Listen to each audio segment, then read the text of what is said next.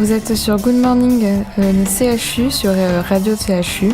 Nous allons interviewer moi-même Clémence et Cléophée, Corinne Yaya, présidente d'Astronomie Gironde 33. Bonjour Corinne. Bonjour. Donc pour commencer, nous aimerions savoir depuis quand l'astronomie vous intéresse. Oula, ça remonte à très loin. J'étais enfant, je ne pourrais pas dire exactement à quel âge, mais je me suis vu offrir à 8 ans mon premier livre d'astronomie et à 10 ans ma première lunette. Donc ça remonte pas à hier. Et qu'est-ce qui vous intéresse tant dans l'astronomie ? Ça, c'est une question à laquelle je me suis heurtée bien des fois. C'est très difficile d'y répondre. On va dire que dès que je suis sous les étoiles, je n'ai plus aucun souci, plus aucun mal nulle part. Si j'y vais avec un mal de tête, c'est fini, pas besoin de Doliprane ou de cachet. Comment dire, qu'est-ce qui m'intéresse, je ne sais pas. Peut-être l'évasion, peut-être le mystère. Puisque même si on en apprend beaucoup en faisant de l'astronomie, ça ouvre tout un tas de questions encore plus immenses, comme l'immensité de l'univers, en fait. Et donc vous êtes la présidente de l'association, et vous pourriez nous dire en quoi consiste cette association ? Alors, l'association Astronomie Gironde 33 vient en fait d'une association de personnes comme moi, des astronomes amateurs. On dit dans notre jargon qu'on est des astrams, pour les filles c'est des astramètes.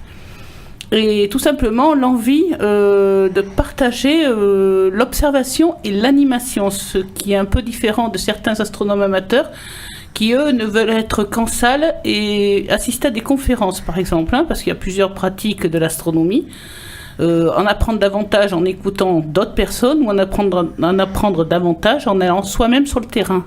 Moi, je fais partie de ces personnes-là, en allant soi-même sur le terrain. Et l'envie aussi de véhiculer ce qu'on a appris par l'observation ou par l'enseignement des autres sur le terrain. Donc nous faisons essentiellement de l'animation. On a monté cette association pour l'animation, des questions d'assurance tout simplement. Et pour nos sorties d'observation, on invite tout le monde à venir nous rejoindre, que ce soit des astronomes amateurs d'autres clubs, des astronomes amateurs qui ne font pas partie de clubs, et tout simplement des curieux, des familles, des enfants, à venir nous rejoindre sur notre site d'observation. Bon, l'inconvénient, c'est que c'est la nuit. Tout le monde n'a pas envie de sortir la nuit. Et qu'en ce moment, puisqu'on approche de l'hiver, il fait froid. Et êtes-vous nombreux dans l'association ? On est une 40aine. Alors, sachant que dans notre association, on prend les adhésions que d'astronomes amateurs avertis, qui ont déjà fait du terrain. Pourquoi ? Alors, vous allez me dire, oui, mais c'est pas sympa pour les débutants. Les débutants, ils n'ont pas besoin de payer. Ils viennent, on leur apprend un bout de ciel, on leur apprend la lecture du ciel, ou à se servir d'un instrument. Et le jour où ils ont envie de faire de l'animation, ils adhèrent à notre club. Et votre rôle en tant que présidente, il consiste Déjà, il y a la partie administrative, comme il y en a dans toutes les associations. Il faut déclarer l'association préfecture, faire les assurances. Ensuite, c'est le relationnel avec les personnes qui souhaitent avoir une animation, que ce soit les scolaires ou des associations ou des structures comme... je ne saurais, des comités d'entreprise qui souhaitent avoir une animation nocturne ou solaire. Et puis après, il faut organiser les grandes animations, c'est-à-dire nationales, comme la Nuit des étoiles, vous avez peut-être entendu parler, qui est donc la vulgarisation de l'astronomie par les professionnels et amateurs sur le terrain. Et ensuite, le jour de la nuit, qui sert plus à véhiculer la lutte contre la pollution lumineuse. Mais ça, c'est un autre débat. Et quand votre association a-t-elle été fondée ? Elle a été fondée en juin 2010, donc il y a 8 ans, un peu plus de 8 ans.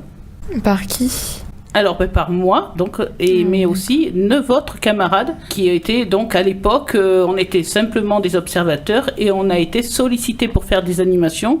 Et comme je l'ai dit tout à l'heure, le problème des assurances se posait. On ne peut pas faire de l'animation avec un instrument d'optique sans être assuré. Et donc, on s'est monté en association et on a acquis une assurance pour les membres de l'association. Et connaissez-vous le prix d'un télescope correct, accessible à tous ?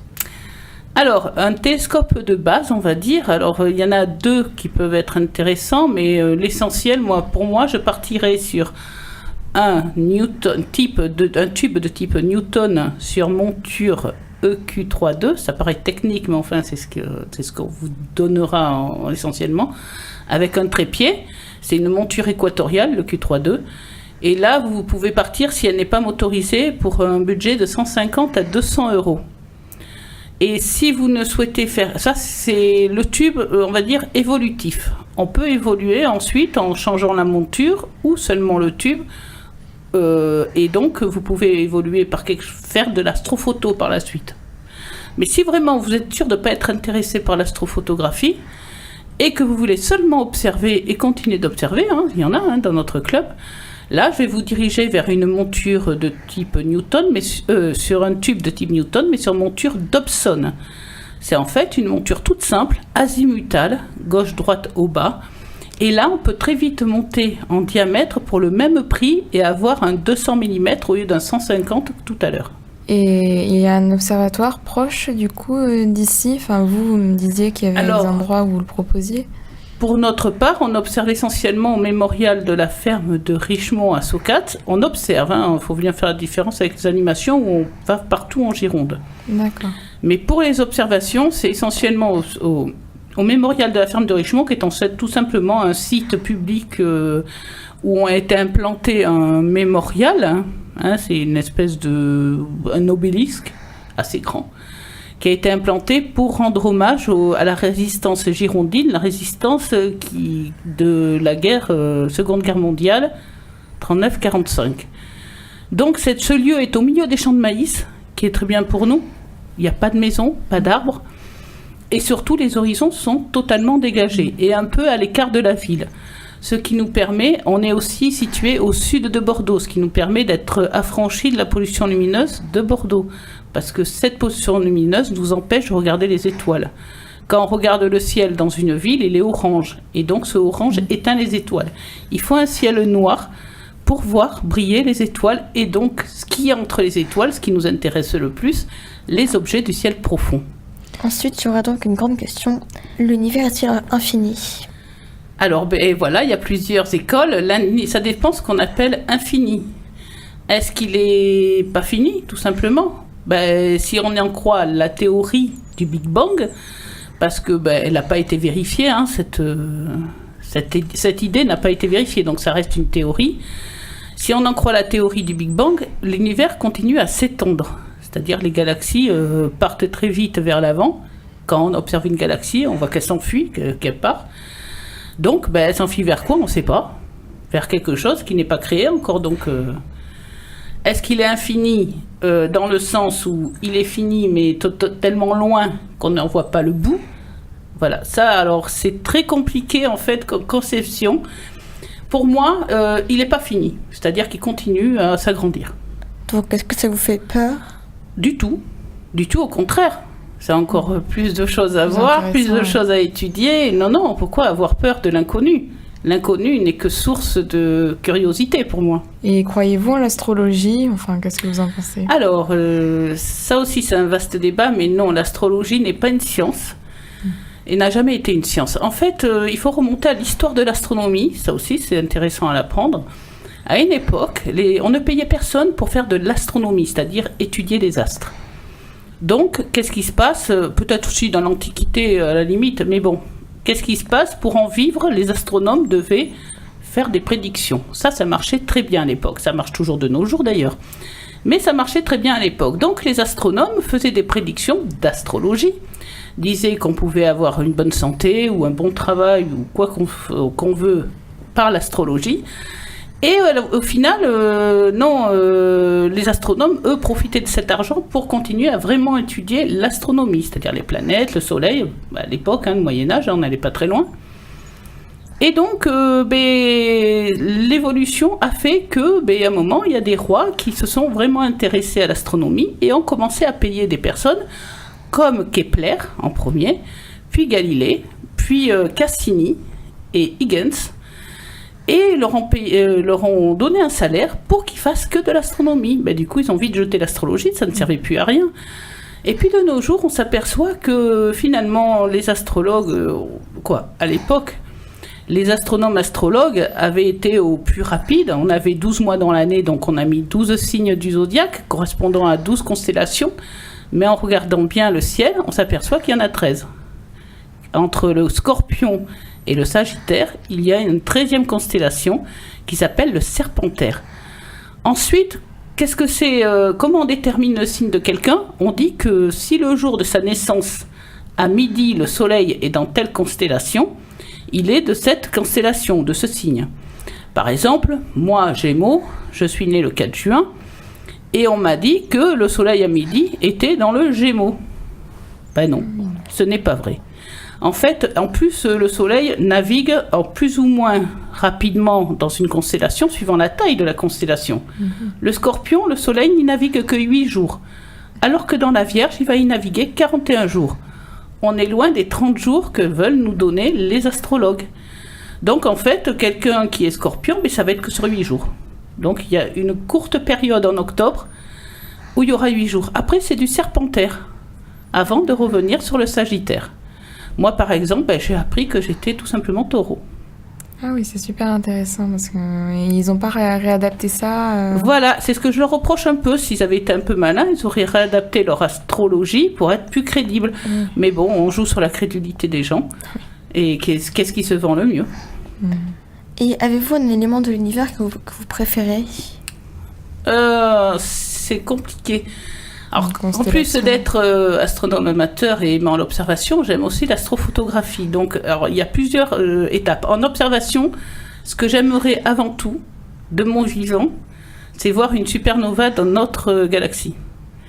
C'est-à-dire, les supernovas, on en voit, on en détecte, mais dans d'autres galaxies, il faut avoir un instrument pour les voir. Mais je veux faire comme les Chinois ont fait en 1054. Les Chinois, en 1054, ont observé dans le ciel, en plein jour, une lumière qui s'allumait. Et elle restait là. Elle ne bougeait pas. Et en fait, il s'est passé que la nuit, elle brillait encore plus. Vu qu'il faisait nuit, que le soleil n'était pas là pour l'éclairer. Donc ça brillait encore plus. C'était énorme. C'était plus lumineux que la pleine lune. Et ça a duré des jours et des jours et des mois et des mois. Et au bout d'un moment, la lumière a fini par se faner, s'éteindre. Alors, ils ont vite noté ça sur leur tablette, puisqu'ils étudiaient l'astronomie. Hein. Je parle en 1054, hein. Il y a plus de 1000 ans. Hein. Quoi, non, il y a 1000 ans. Et donc, ils ont noté ça, dans quel endroit c'était et tout. Et de nos jours, on a été voir. On a été voir avec nos instruments puissants, qu'est-ce qui se passait là. Et on a vu un rémanent de supernova. Qu'est-ce que c'est? Tout simplement, les restes d'une étoile qui est explosée. Voilà ce que c'est une supernova, c'est une étoile qui explose. Et quand on est assez près pour la voir, c'est apparemment un rêve que j'aimerais voir, c'est voir une étoile qui explose pas trop loin de nous pour qu'on voie effectivement ce point lumineux qui s'éclairerait en plein jour. Mais bon, après, pour ce qui est de l'astrophotographie, c'est tout simplement pouvoir imager le maximum d'objets dans le ciel avant de pouvoir disparaître. Et bon, j'en ai quand même quelques-uns à mon bestiaire, mais ce que je préfère avant tout, c'est les comètes. Et là, en ce moment, on est gâtés. Le problème, voilà, les comètes, c'est qu'il nous faut un ciel, sans lune de préférence, et qu'il fasse beau. Ah oui. Et là, en ce moment, il y a 3 comètes dans le ciel. Je n'arrive pas à l'imager parce qu'il ne fait pas beau. Pas de chance, sachant qu'il a fait beau longtemps. Voilà, avant. Et quand il a fait beau très longtemps, il n'y avait pas de comète. Donc, c'est rageant. Voilà, c'est les joies de l'astronomie, c'est frustration. Nous avons pu voir que votre métier, c'était responsable d'animation, c'est ça? Non. Alors, mon métier, c'est secrétaire. Le métier qui paye. D'accord. Après, quand je suis au sein de mon club, je suis responsable d'animation. D'accord. Je l'ai été dans une autre association que j'ai quittée pour pouvoir fonder cette association-là. Parce que l'autre ne correspondait pas vraiment à ce que je souhaitais faire en association. Et donc là, oui, j'étais déjà responsable d'animation, et puis là, je suis devenue pleinement en tant que présidente, tout simplement. D'accord. Et il y a un lien entre votre métier qui paye et l'astronomie ou Ben non, sauf que ma formation de secrétaire m'aide bien à la gestion de l'association. Oui. C'est tout. Non, aucun lien. D'ailleurs, tous les membres de l'association, à part un, qui est astrophysicien maintenant, quand il est membre fondateur, il faisait partie des 9 copains qui m'ont aidé à monter l'association.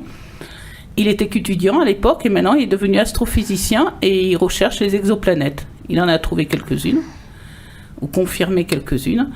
Et à part lui, tous les autres font ou ont fait, puisque certains sont retraités, des métiers sans aucun rapport avec l'astronomie. Ça reste une pure passion. Pourquoi on n'a pas fait de métier en rapport avec l'astronomie, puisqu'en émettant ça, les aléas de la vie font qu'on ne va pas toujours vers ce qu'on a envie de faire ou ce on peut faire. Vous auriez aimé finalement faire autre chose Avec le recul, non. Parce que finalement, quand je vois le copain astrophysicien, c'est souvent, ils font de l'astronomie derrière un ordinateur. Ils laissent les grands observatoires prendre les données, c'est-à-dire observer, photographier, comme le télescope spatial Hubble, ou dans le cas du copain, c'est le télescope spatial Kepler, qui a, lui, détecté des exoplanètes, et lui, derrière un ordi, il doit confirmer ces exoplanètes ou pas. Mais ça reste un travail de bureau. Et finalement, on est très peu sur le terrain en tant qu'astronome professionnel. On peut l'être, mais très peu. Qu'est-ce qu'une exoplanète ? Alors, une exoplanète est tout simplement une planète qui orbite une autre étoile que notre Soleil. Notre Soleil est une étoile parmi toutes les autres étoiles de notre galaxie. Et il y en a des centaines de milliards. Mais donc, on savait que des planètes pouvaient exister autour d'autres étoiles. Et depuis une vingtaine d'années, on le prouve par l'observation qu'il y a des planètes donc, autour d'autres étoiles. Alors maintenant, on est en recherche de planètes qui seraient comme la Terre, de type tellurique, ça on en trouve, mais qui pourraient accueillir l'eau liquide. Et qui dit eau liquide, dit la vie. Et rêvez-vous de faire un voyage dans l'espace ? Non. Non, ça je le laisse aux astronautes qui sont un peu différents. Et non, moi je rêve très bien avec mon télescope, mes photos, mes soirées sous les étoiles, j'y suis très bien. Et quelles études avez-vous fait pour en arriver là ? Alors aucune étude, au début j'ai appris toute seule, dans mon petit coin, pensant que les autres astronomes amateurs étaient des vieux monsieur avec des barbes bien grises. Et j'osais point m'en approcher. Et finalement, quand Internet est apparu dans les années 2000, j'y m'y suis connectée, bien sûr. Et là, j'ai vu qu'il y avait d'autres astronomes amateurs. J'ai vu des photos. J'ai vu surtout que ils n'avaient pas l'air si vieux que ça. Et lors d'une nuit des étoiles en 2001 ou 2002, j'ai été les rejoindre. Et j'ai pu discuter avec eux. J'ai vu qu'ils étaient tout à fait comme moi. Et donc, j'ai intégré leur équipe. Et où peut-on joindre l'association ? Sur un site ou des réseaux sociaux ?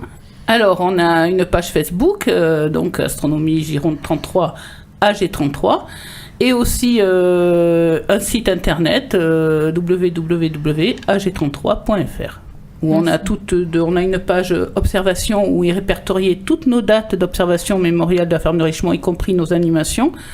Sachant que toutes les observations, comme je l'ai dit tout à l'heure, sont ouvertes et gratuites à tous ceux qui souhaitent nous rejoindre, et sous couvert, bien sûr, de bonnes conditions climatiques. Par exemple, au mois de novembre, on avait 2 dates qu'on a dû annuler. Il ne faisait pas beau, il pleuvait, comme samedi dernier, par exemple. Donc, voilà. Donc ça, après, on a 4 dates en décembre, et je conseille à tout le monde de venir nous y rejoindre, car il va y avoir une comète qui, normalement, devrait être visible à l'œil nu, sous couvert que la météo veuille bien nous laisser un petit coin de ciel à observer. Merci beaucoup d'avoir répondu à nos questions et nous vous souhaitons une bonne continuation. Merci beaucoup, à vous aussi. Au revoir. Au revoir. Au revoir. Quant à nous, nous nous retrouverons demain pour notre émission. Au revoir. Au revoir.